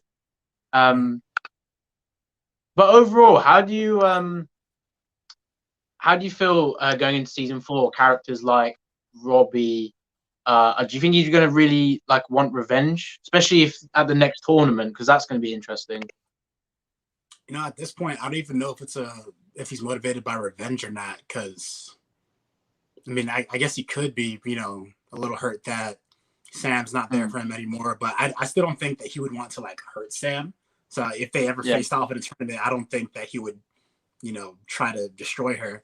Miguel might be a different story, but I think he's like, I kind of paralyzed this kid. I feel like that might come into play. I think at this point, it's really just about the Robby and Kreese relationship, and he's willing to do whatever. You know what I mean? That's what I think. Like throughout his entire storyline, if he had some kind of parental figure not give up on him, then he's going to do whatever that they say and play by that person's rules. You know what I mean? So if Kreese is going to be that person and Kreese wants some messiness, then he's going to do that. You know what I mean? Yeah. With these other characters, I think it's a similar situation. Literally, as I was going to add to, like, all these characters have these complex arcs, and even no matter how small the character is, there's always a room for bringing more from that like perspective. Just like Shawn, like they left it on an open note. Are we going to see Shawn? When is he going to get out the juvenile detention? Like further down the line, I'm really, I mean, obviously season 4, we've got about a year at least until we see that actually releasing. But has there been any like fan theories or anything you've read that have maybe for season 3 that you were like, damn, that was like dead on accurate? And like, did you see anything, or did you ever get curious about that kind of thing? Things in terms of like my character specifically, or just like the season in general? I guess just generally season 3, or if there was any on your character apart from the one I mentioned. I think I saw a video actually of somebody predicting that they're going to do some Kreese war flashbacks. So that was pretty. I'm like, dang, how do y'all, you know, how did you figure that out? I don't know a lot of the theories off the top of my head. You know, there is a general consensus. I get a lot of messages about it of like, are you going to go join Robby and blah, blah, blah? Because everyone's kind of leaning into the fact that we didn't snitch on each other, you know, which, you know, as it is, it doesn't really mean much. But like, I understand why people think what they think, you know, especially seeing that Kreese is trying to strengthen the ranks. You know what I mean? Yeah. I saw one theory that I was interested in because it's like Miyagi-Do, in the same respect, is going to be looking for some muscle now. Like, sure, they have the numbers, but Cobra Kai still has the better or more thoroughly trained fighters. So I think Cobra Kai at this point could still take Miyagi-Do. And I got a message saying I should join Miyagi instead of Cobra Kai, and then we can have like a rematch essentially. And that would be pretty cool. That would be dope. Yeah. That would be cool. But yeah, I don't know generally with these theories. A lot of them people talk, you know. For sure. Yeah. People are always trying to speculate. I mean, I'm a big fan of the show, of course, so I'm always looking for perspectives or something fresh that I haven't seen before. But this show just doesn't seem to. It just seems to get better every season, right? Like a lot of seasons after the third season, it's like with other shows, it's been good, but it's kind of dipped. But I just don't feel like this is the case with this show. And honestly, it's like, you know, going forward, I really hope we see Shawn. And you're doing great as an actor. You're going to be in Walking Dead as well, which I heard, which is fantastic. So maybe before we get to like the fan questions, talk a little bit about the whole thing going on with your inclusion in The Walking Dead. Man, honestly, that I still haven't quite rationalized it completely. It was just kind of like a right moment, right time type situation. There's some roles that you might see a breakdown for it and you'll be like, oh, I could do this. You know what I mean? There's like, I feel like you always have to have a certain level of confidence in yourself for whenever you get an audition and, you know, you try to put yourself in the character's shoes. But then sometimes it's kind of like, there's something about this one in particular that I really like, you know? And then with the Walking Dead audition, that's the first time I've auditioned for the show. You know, in Atlanta, that's a pretty hard show to get auditions for, generally speaking, from what I've seen. So I was really grateful for the opportunity already. And yeah, I mean, there's not really much I can talk about, but it was cool because I didn't really know who I was gonna play.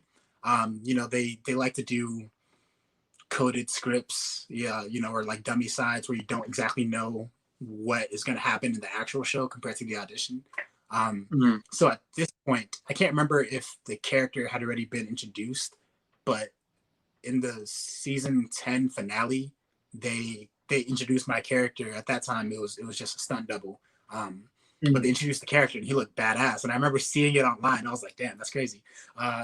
Yeah, you know, so I was really excited when I saw that. And then when I got the audition, there was nothing really denoting that I was auditioning for that character because they hadn't released the character's name or anything like that either. So it was really like, I think when I went to the fitting or around that time is when I found out who I was going to be. And I saw the mask. I was like, wait, this isn't, you know, and then even the costume department is like, have you seen this yet? This is you. You know, and that's another cool production because like, just like Cobra Kai, everyone that works on that show is really excited about the show. You know, it's not just the job to at least most of the people that work there. Everyone is generally a fan of what's going on. So there's, you know, that was to hear that there was a lot of speculation about who the character could be and even seeing a lot of theories based on that. That was honestly just, you know, it's really trippy to have it happen twice, I guess, to be in the fandom. Yeah, so close together at that. I mean, it's like, it must be, like you said, like trying to rationalize and process all of that you must be gobsmacked because, like you said, it's really hard to get on that type of production. And then Cobra Kai as well was very unique and pretty much up and coming, I'd say, because although they had 2 and this third season, like you said, with season 4, it's like they've got nothing to fix, nothing to worry about, and that's it. And then of course, Walking Dead's had a whole 10-year run. They've got spin-offs planned. and all that kind of thing. And have you actually been a fan of The Walking Dead, like generally the series? Yeah, man. Like originally, it was actually more of my sister's show. I mean, when it came out, I don't even know how old I was, but you know, like you said, it was over a decade ago. And I remember I just kind of like sauntered into the living room and I started watching with her, and I really liked it. And then I found out I was already 2 seasons behind, so I had to go and binge and catch up on everything.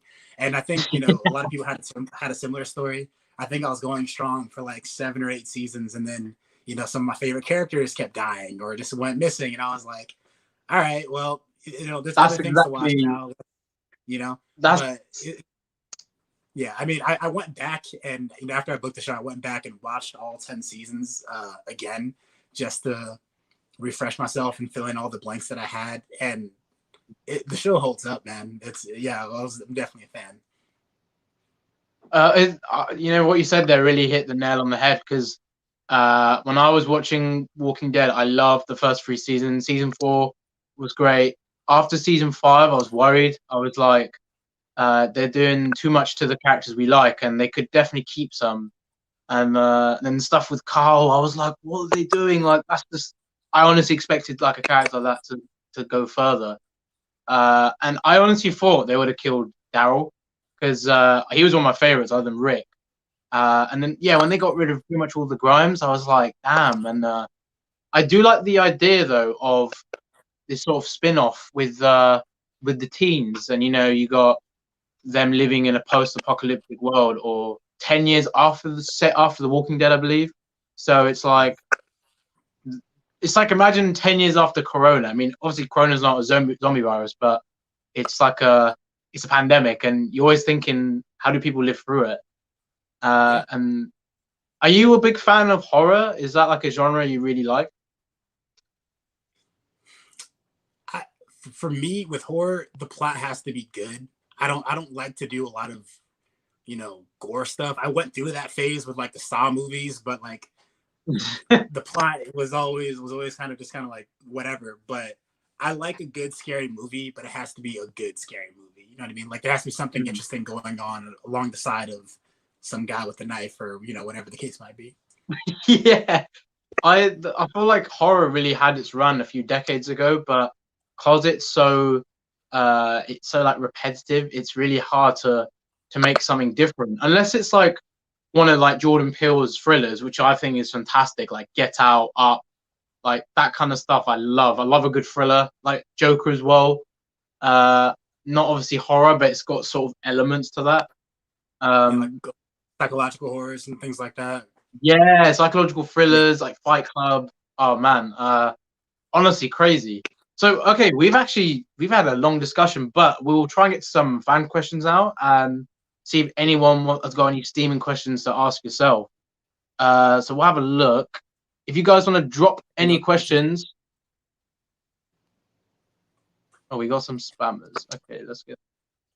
Yeah, so if you guys got any questions for Okea, please drop them now, and we'll try and get a few.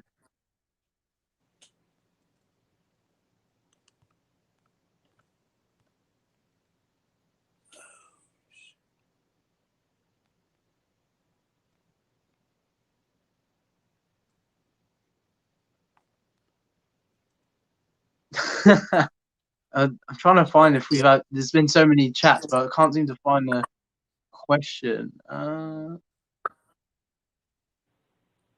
we kind of just. Oh, that's a very good question. Okay, so Waffle Warrior, that name, asks, what role would you like to play in the MCU?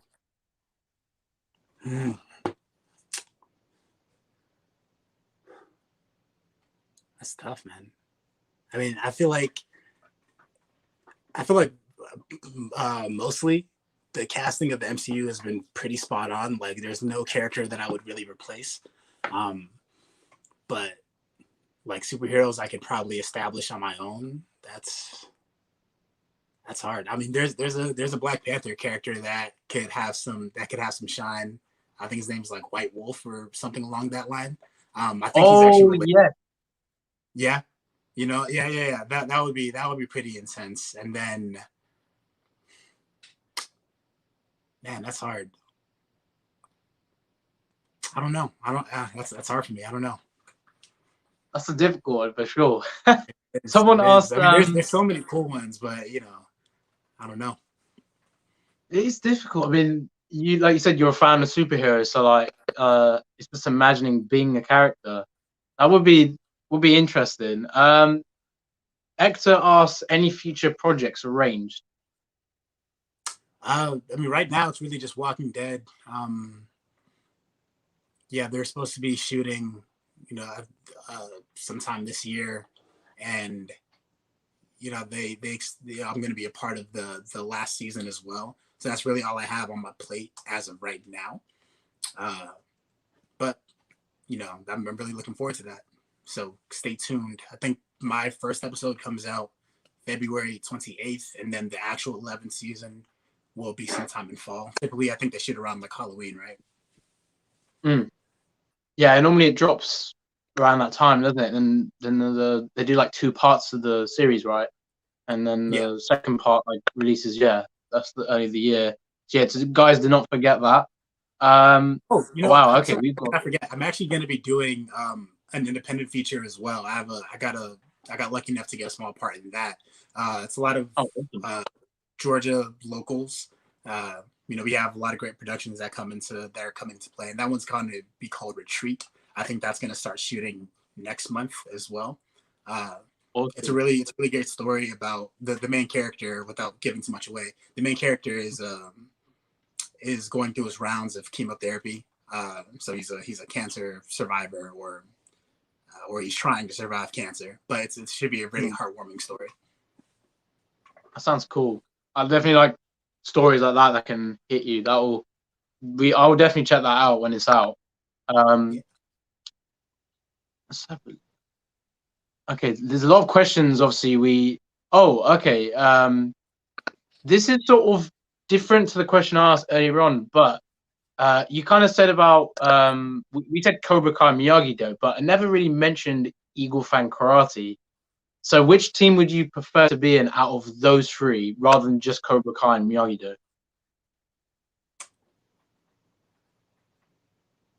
Like as they are in this, well, I guess there's no real Miyagi-Do anymore. It's all kind of Eagle Fang versus. I don't even know if they're one dojo or 2 separate ones in the same backyard. But I think generally speaking, especially like my character would fit in just seamlessly in Cobra Kai. I think, you know, I think me personally, me personally as a person, I still think Miyagi-Do would be my way to go. Eagle Fang, I couldn't get past the fact that eagles don't have fangs. I couldn't try out for that team. That's just beyond me. It's so Johnny. It's hilarious. Anna asked, was Tana doing his stunts by himself? I believe he did a few of them. He did the run off the wall, right, with you. Oh yeah. Tanner is an intense guy, man. If there's something that the stunt team can say he can safely do, he can do it. And he's a really acrobatic guy in general. So yeah, he was really excited to do the wall flip. But he did pretty much, I think generally speaking, actually the cast does like 90% of their stunts, you know, just as a baseline. Everyone tries to do as much as they can. That's great to hear as well. Someone said, did anyone actually drink the dark roast? Honestly, that line was actually one that wasn't in the original audition. So was that improv? No, that was actually it was added on later on, but it just wasn't in my original audition. Like we did a couple of takes where I could say whatever I liked instead. But honestly, I think that line was the best out of all the options. So I like to think that they wrote that with my character in mind, not that I've been cast. So kudos to the writing team with that.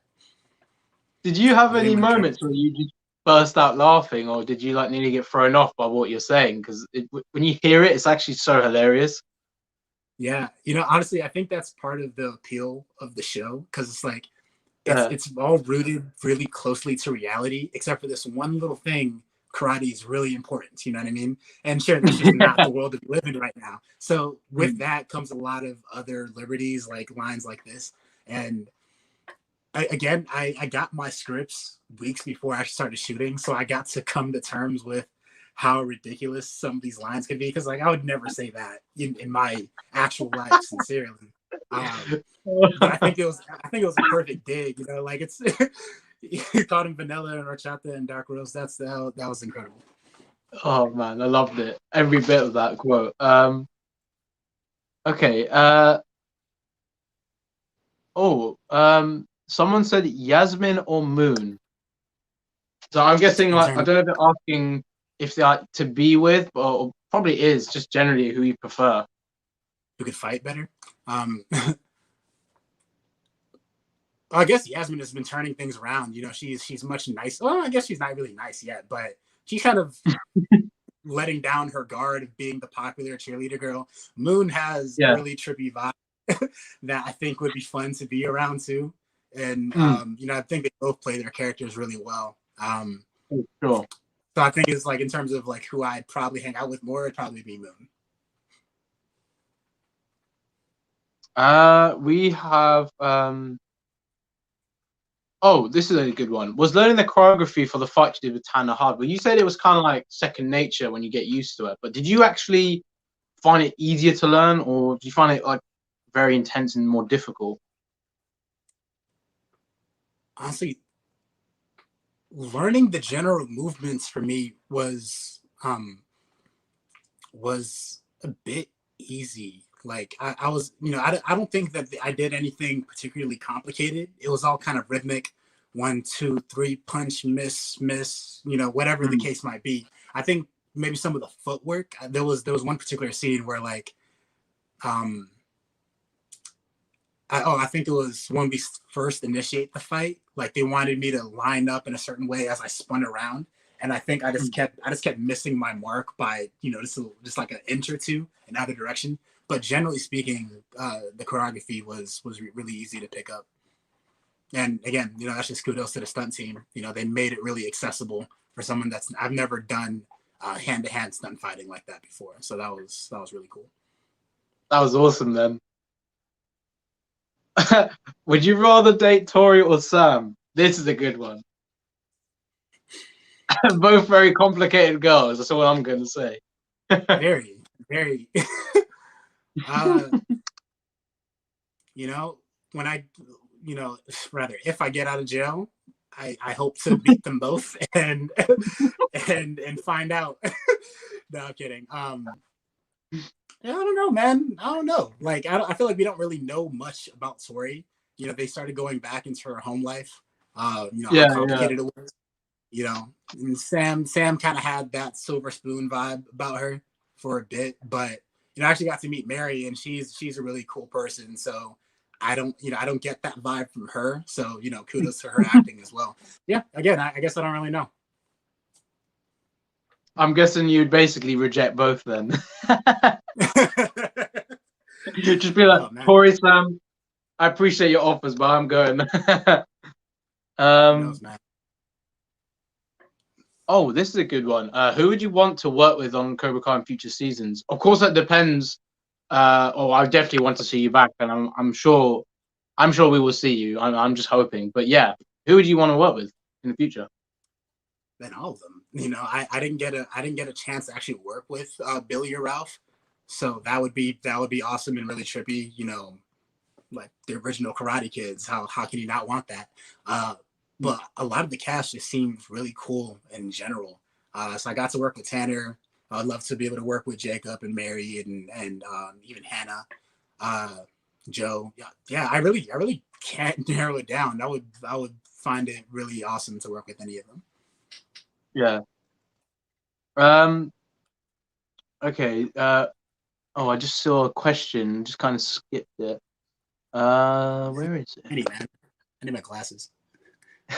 Sorry, it is quite small. Yeah. I saw a question. It was about football, I think, but I don't know where it's gone. Oh, Walking Dead question. This is good. Someone asked, what was it like working with actors like Norman Reedus and Ron Cohen? Oh man, that was kind of crazy, man.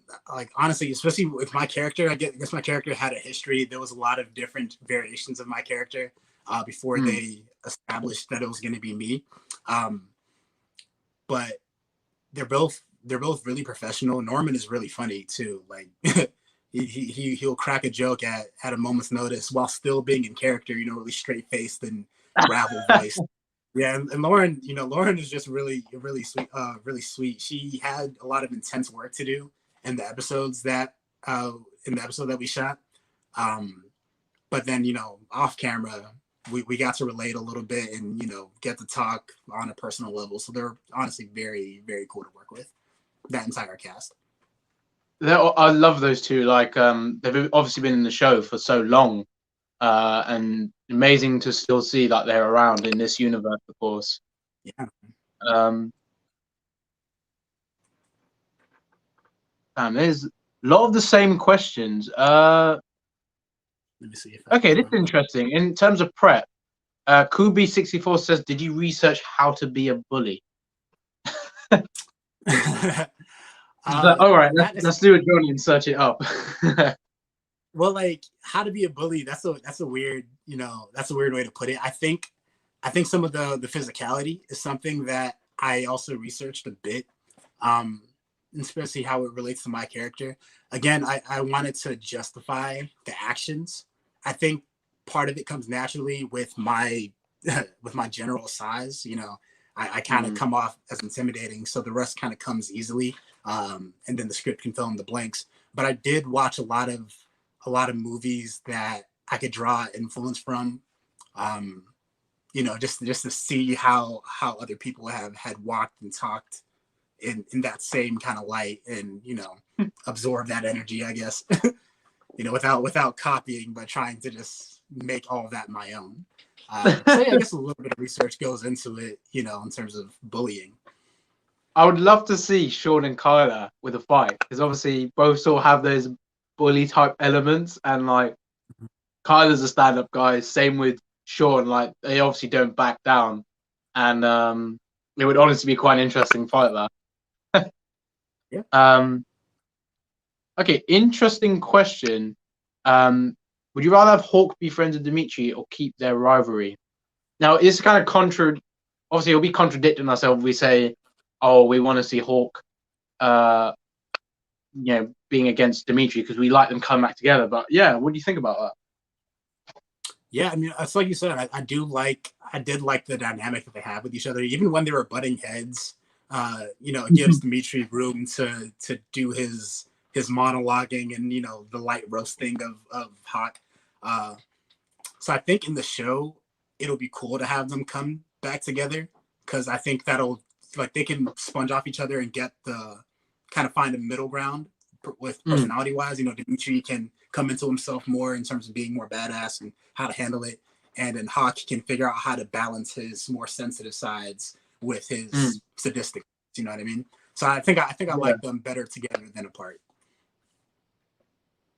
I think it's like it's quite interesting, all of that, to be honest. Brett asks, have you been recognized on the street randomly? Oh man, or for like any world it's Corona, bro. I don't leave the house, and then even if I do, it's a mask. Yeah, that hasn't really come from me. I mean, honestly, I don't. I guess besides a couple of these interviews, like, I don't have a lot of promo out in the world, generally speaking, for these shows. So I haven't really been recognized by any type of capacity. It's cool to have random people find me on social media. That's always interesting, because some people come off a little strong and it gets a little creepy. But yeah. I mean, I'm guessing it must be weird. Like, you appreciate it, but you're just like, I don't know about that far. Yeah, man. I mean, I see why people make burner accounts and stuff. I had to turn off my notifications just because my battery was wasting. You know, weird flex. But you know, I'm grateful. I'm grateful for the people that are enthusiastic about the show and my character, definitely. But yeah, I like my peace at home. Oh, this kind of adds to what we were saying. If Robby and Shawn ever ran into each other in the future, what would they do? Would they just say hi, move on? Would they have a conversation? Well, that really depends. But what do you think? You know, I guess it also depends on what happens after episode 5. I'm not entirely sure what the timeline is between our last fight and when he actually gets out, because you know they kind of did the time crunch thing. Of course, Miguel's recovery was over the span of a couple of months at least. Yeah, it has to be. Yeah, like season 2 ends on the first day of school, and then season 3 ends Christmas. You know what I mean? So there's at least probably 4 months to play in there. So I don't really know when we fought in that 4 months. So it could have been 2 months of we're chilling, or 2 months of we never really talk to each other, but we just don't mess with each other. So I don't know. That would be an interesting thing to explore. You know, I would hope that Shawn has something else to do than to bother his homie from jail. But yeah, we'll see. It's interesting to talk about timeline because I was looking at the scene when Robby was on checking his emails before you unplug it, and it was in the corner. It literally said, I think it said October or it said 2018, and we know the year's 2018, so it could have been October around that time of the fight. I'm not entirely sure though, because again, we still don't know how long Robby was in the juvenile detention. We obviously didn't know how long Shawn was in there, but it's hard to determine. But that's it's definitely over at least 4 or 5 months. Yeah, it's definitely got to be between that. I mean, we've already spoken about. Oh, okay. Someone says, "Do you play Fortnite?" Yo, I tried. I suck. I'm not able to build and shoot people at the same time. Half the time I can't even see. Like, even when I have my glasses on, people are able to snipe me from too far away. I was really good at shooters like Halo and Call of Duty and stuff like that, but Fortnite was just out of my bag, man. That's too new for me. If somebody wants to give me a PS5, I'll give it another shot. Are you a PS4 gamer by any chance? Not like I actually don't even own any. The last game system I owned was Xbox 360, and you know I kept that running until the rails fall off. But essentially, like when I went to college, you know my roommates all had game systems, so I was always around them. And you know I go to people's houses, everyone always has one, so I never really had one in my own house. But yeah, Xbox was my last. But I like that. I like the look of that new PS5. I might have to switch over. Oh, for sure, man. Like, when I played Fortnite, first time, I loved it, but it kind of got a bit boring after a while. Have you played Among Us? Oh yeah. I love Among Us, man. That's a nice quarantine game to play. I'm nice as the imposter. I can't lie. I always love being the dude that's like just don't do anything for ages, and then I'll finally kill someone. But I literally just try and make it as hard as I can, but sometimes I screw the pooch on that. That's a good question. How old are you? You're obviously young, but I don't know actually. No, I'm kidding. I'm 25. Yeah, I'm 26 this year. If you're asking how old Shawn was, I have no idea. I assume somewhere between 16 and 19, but yeah, I'm 25. Damn, I honestly thought you did not look 25. I honestly thought you were like maybe 20, 21, like sort of in college kind of age. Because I'm 21, but honestly, you look way younger. Man, this is 25 hard fought years. And yeah, you know, I don't know, I'm baby faced. So good and bad things, right? That's definitely good. Yeah, you age well. This is an interesting question. Someone asked, how long did it take to do your hair? Oh man. So really not too long. I kind of just do a quick wash and go. When I sleep, of course, the sides and the back is all flat, so I kind of wake up with the high top at all times. But yeah, I don't really do too much. I get some coconut oil and just get the symmetry going, but that's really about it. You just keep it fresh and simple. Like that. Yeah, man. I mean, I haven't gotten a haircut, proper haircut in like 8 years. If Wow. anything, I might take a pair of scissors. Yeah, I mean, my hair is much longer than it looks. Like when I pull it out, it's like, you know, nipple length or something like that. Yeah, if anything, I take a couple scissors. Yeah, man, I can catch you. I don't know how long your hair is, but I feel like we're about in the same area. My hair, like so basically so last year when Corona started, it was like January, February. I was thinking, okay, I'm gonna get a trim, but I got mine in December, and then lockdown happened. A good 5-6 months, no trim, and I was like, I'm gonna get one, never did, and now we're here. It's like been a whole year of no trim, and people started calling me Xolo and thinking I'm trying to be Xolo and stuff. I'm like, I ain't Xolo, guys, but I took it as a compliment. Yeah, man. But yeah, man, You got nice I hair. need to start tying my hair soon, like maybe like Brux or something, just because it's getting so long. Make it happen, man. Let the grow. For sure, yeah. It's funny. Someone said I should try braid my hair, but I personally don't think. I don't know if I could do that. I thought you have to have very like frizzy hair to be able to do that. Because I guess it's easier. I mean, texture does come into play. Like if I twisted my hair, it can hold its shape pretty well, without any additional products. But yeah, yours you might have to put a little gel into it or something. But you know, try to find out, man. Okay, if there's no more questions, oh, okay, this is a good one. What TV series are you currently watching? I actually just started one yesterday. It's on Netflix called Lupin.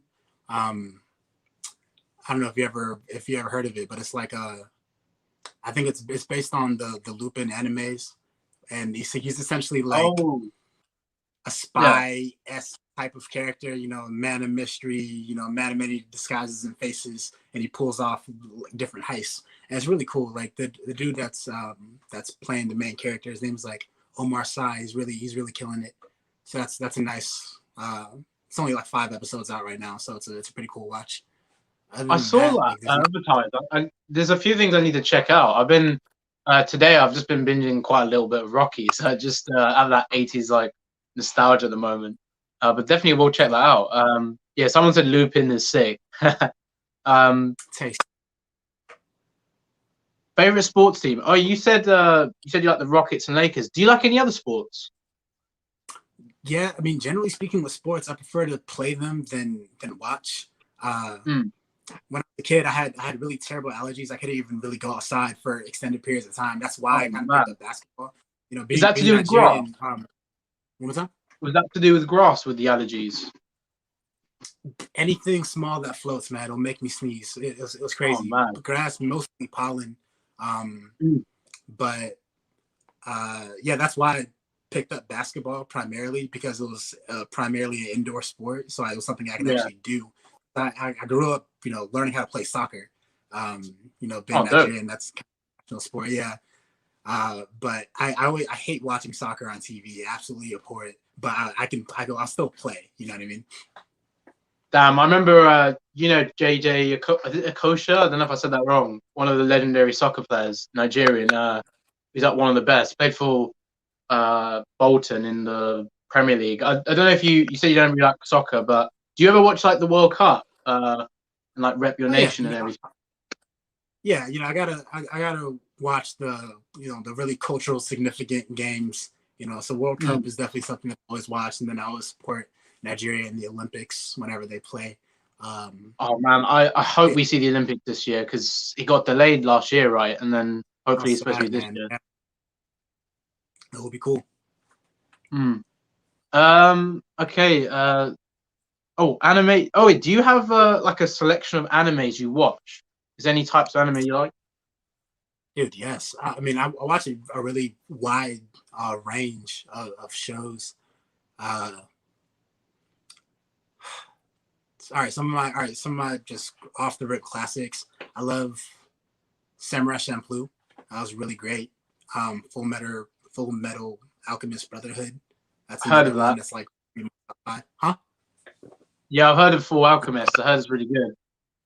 Yeah, and like those are, you know, a bit older, I guess, more contemporary I really like My Hero. I'm watching the new season of Attack on Titan. So that's dope. Oh, dope. I've been trying to stay current on Black Clover, but that's a little harder for me. Yeah, I don't know. There's a lot of stuff. We can go into anime for a long time. I'll give anything a shot, but I still need to watch like Dragon Ball Z and stuff. Like so many people are like, Sham, you gotta go and check it out, and I'm like, I will, and I just never do. But anime is like really appealing. I used to watch Bleach.